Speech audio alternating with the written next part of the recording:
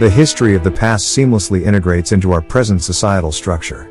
Grand estates like Bellefield Greathouse and Rosehall Greathouse symbolize a troubling past where the majority of Jamaica's population, the black community, was subjugated. These estates also stand as a reminder of what we are determined to prevent from occurring again. Though I acknowledge the historical importance of preserving these structures, and while I have enjoyed visiting them, I feel a strong aversion to the stories of violence against black individuals on these plantations. The notion that some of these grand estates might still be owned by descendants of the estate owners, coupled with the discomfort that part of my tour payment could be indirectly supporting them, deeply bothers me.